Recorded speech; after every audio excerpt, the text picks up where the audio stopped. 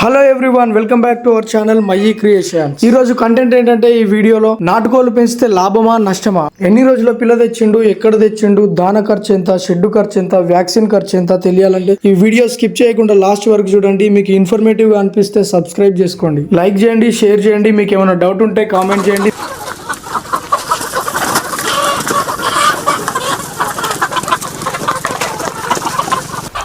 అందరికీ నమస్కారం. ఈరోజు కొండాపూర్ గ్రామం, చిల్పూర్ మండలం, జనగాం జిల్లాలో ఉన్నాము. హైదరాబాద్లో జాబ్ చేసుకునే వ్యక్తి జాబ్ మానేసి కొండాపూర్లో నాటుకోళ్ల వైపు రావడం జరిగింది. ఇప్పుడు శేఖర్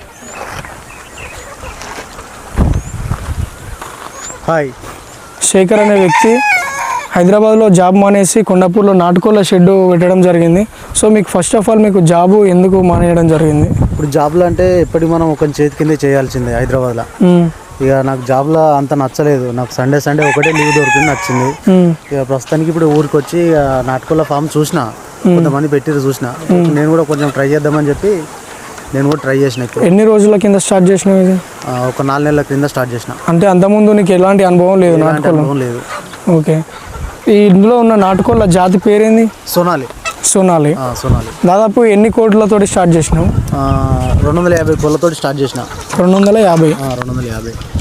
ఇప్పటి వరకు ఎన్ని ఉన్నాయి? ఇప్పుడు ఉన్నాయి 200 ఉన్నాయి. ఈ సోనాలి కోళ్ళు ఎక్కడి నుంచి తీసుకొచ్చినావు? ఇది మన రఘునాథ్పల్లి నుంచి తీసుకొచ్చిన. రఘునాథ్పల్లి. ఒక్క చిక్కు కాస్ట్ ఎంత పడ్డది? ఒక్క చిక్కు కాస్ట్ వచ్చేసి 35 రూపాయలు పడ్డది ఒక్కటి. అంటే వ్యాక్సినేషన్ కాకముందుకే? వ్యాక్సినేషన్ కాకముందు. ఇక్కడికి వచ్చినాక మీరు వ్యాక్సినేషన్ వేసిల్లా? వ్యాక్సినేషన్. ఎన్ని వ్యాక్సిన్లు? 2 వేసిన. 35 రూపాయలకు ఒకటి పడ్డదా? 35 రూపాయలకు ఒక చిక్కు పడ్డది. 2 వేసిన. అంటే మొత్తం 250. 250 అంటే ఒక 7,000 9,000 దాకా పడ్డది. 9,000 అయింది.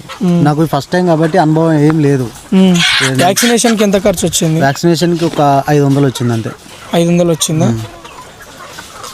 500. మూడు వ్యాక్సిన్లో కలిపి 500? 2 వేసిన. 3 వేయలేదా? ఇంకేయవా?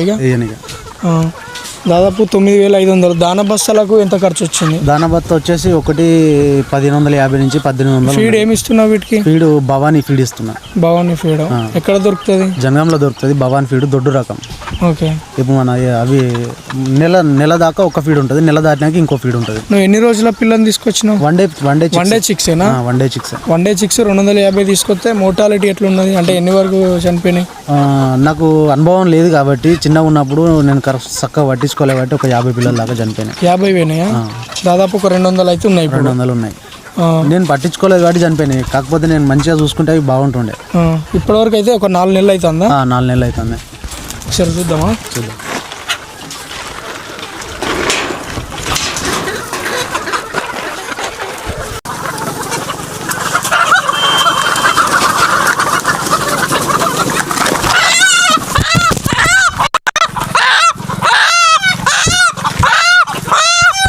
ఇప్పుడు 4 నెలలుగా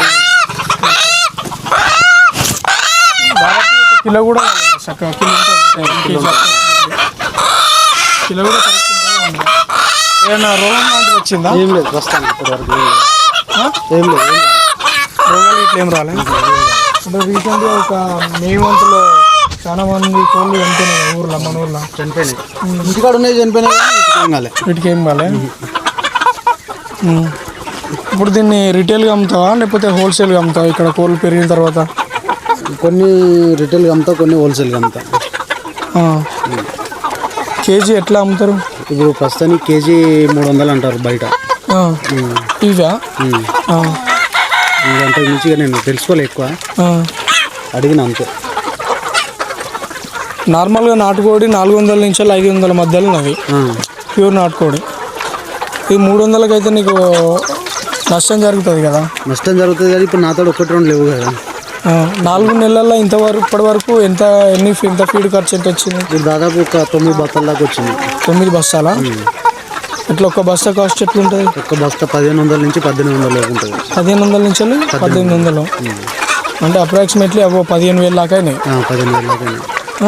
అవో 15,000, ఇవో 9,000, 24,000 దాకా ఖర్చు వచ్చింది. ఈ చుట్టూ ఈ కట్ట ప్లేస్ ఇది 24 ఫీట్లు. 24 ఫీట్లు. 24 by 24 ఫీట్స్ ఇది. డబ్బా షెడ్. సో సో ఈ కనీలకు ఈ గ్రీన్ మ్యాట్కు ఇవన్నిటికీ షెడ్ నిర్మాణానికి ఖర్చు ఎంత వచ్చింది? 30,000 దాకా వచ్చింది. మొత్తం 30,000 దాకా వచ్చిందా? కోళ్ళకు వచ్చి ఒక 9,000 దాకా పడ్డది. ఫీడ్ ఖర్చు 15,000. షెడ్ కాస్ట్ వచ్చేసి మొత్తం నిర్మాణానికి ఈ జాలీలు ఈ గ్రీన్ మ్యాట్ ఇవన్నీ కలుపుకొని 30,000. మొత్తంగా 54,000 ఖర్చు వచ్చిందని చెప్తున్నారు. ఇవి ఒకటి 1 kg చొప్పున వేసుకున్నా కూడా 200 కోళ్ళు ఉన్నాయని చెప్తున్నావు. ఒక్కొక్కటి కిలో చొప్పున 300కి అమ్మితే నువ్వు అనుకున్న టార్గెట్ రీచ్ అవుతుందా? 60,000. సో ఫస్ట్ సార్ అయితే ఈ ఒక్కొక్కటి ఈ 200 కోళ్ళు కిలో చొప్పున 300 చొప్పున అమ్మినా కూడా 60,000 వచ్చే ఆస్కారం ఉంది. అండ్ అవి కూడా 300కి అమ్మితేనే ఒకటి కిలో ఉండొచ్చు, ఒకటి కిలోన్నర ఉండొచ్చు, ఇంకెక్కువనే రావచ్చు. ఫస్ట్ టైం కాబట్టి షెడ్ ఖర్చులు అవన్నీ ఫస్ట్ టైం సింగిల్ ఇన్వెస్ట్మెంట్ కాబట్టి అది తీసేస్తే ఈ కోళ్ళకు నువ్వు దానికి పెట్టిన ఖర్చు 24,000తో పోల్చుకుంటే మొత్తం 36,000 లాభం అయితే పొందొచ్చు. ఈ నాటుకోళ్ళని బయటికి వదులుతావా? చుట్టూ ఫెన్సింగ్ చేసినాక ఇచ్చి పెడతా. చుట్టూ ఫెన్సింగ్ అంటే ఇప్పటి వరకు ఇందులోనే పెరిగినాయి.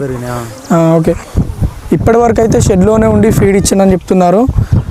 దాదాపు ఇప్పటి వరకు అయితే కోళ్ళకు దానా కలిపి 24,000 అయినాయి, షెడ్ ఖర్చు 30,000 అయినాయి అని చెప్పారు. సో ఫస్ట్ టైం చూసుకుంటే ప్రాఫిట్ తక్కువ వచ్చే అవకాశం ఉన్నది. నెక్స్ట్ టైం అయితే కొన్ని మిస్టేక్స్ అవన్నీ కరెక్ట్ చేసుకొని తెలియక 50 పిల్లలు కూడా చనిపోయినాయి, అది కేర్లెస్గా ఉండడం వల్ల. సో ఇప్పుడు నాకు అనుభవం వచ్చిందని చెప్తున్నారు. హైదరాబాద్లో ప్రైవేట్ జాబ్ వదిలి సొంత ఊర్లోనే నాటుకోళ్ళ వ్యాపారం చేయాలనే ఒక ఆలోచనతోటి యువతకు ఆదర్శంగా నిలుస్తున్నారు శేఖర్. ఇలాంటి వీడియోలు మనకు మరిన్ని కావాలంటే మన ఛానల్ని సబ్స్క్రైబ్ చేయండి, లైక్ చేయండి, షేర్ చేయండి. మీకు ఇన్ఫర్మేషన్ ఇట్లా ఇంకేమన్నా కావాలంటే డిస్క్రిప్షన్లో మన నెంబర్ ఉంటుంది, కాల్ చేయండి.